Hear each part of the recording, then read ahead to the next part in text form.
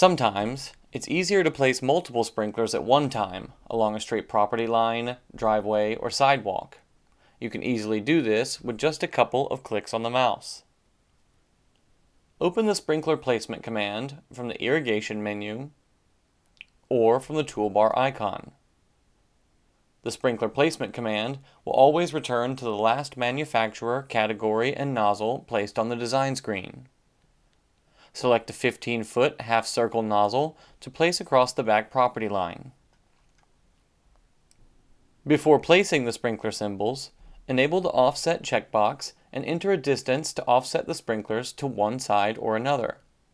To offset the sprinklers 6 inches to one side of a line, enter a value of 0.5. The Offset command will work when placing multiple sprinklers along a line or when placing individual sprinklers by setting a point. Click on the OK button to begin sprinkler placement. The arc pattern representing the wetted area of the sprinkler nozzle will appear on the cursor. Roll the scroll button on the mouse to zoom in on the backyard area and press and hold down the scroll button to move or pan the drawing around on the screen. To place the sprinklers along the back property line, move the mouse cursor to one end of the property line and click one time with the left mouse button, or press the right mouse button to snap onto the endpoint. It's important to note that the first sprinkler will be removed from the drawing when placing multiple sprinklers along a row. Now drag the mouse to the opposite side of the property.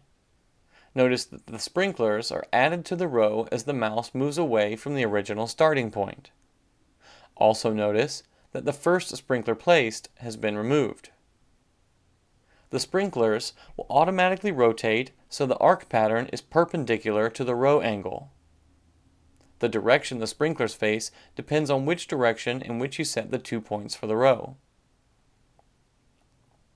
If the sprinklers are facing in the wrong direction, press the F key on the keyboard to flip the sprinklers in the opposite direction.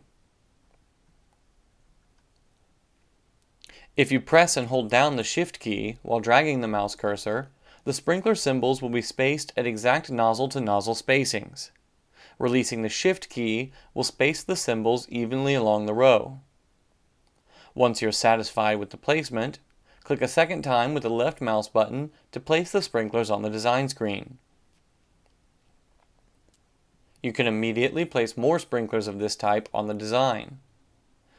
Press the Escape key to end the command and return to the Sprinkler Placement dialog box. Now select a 15-foot full circle nozzle to place a row directly below the half circles along the property. Disable the Offset command when placing the full circles because we do not need to move the sprinklers to one side or another.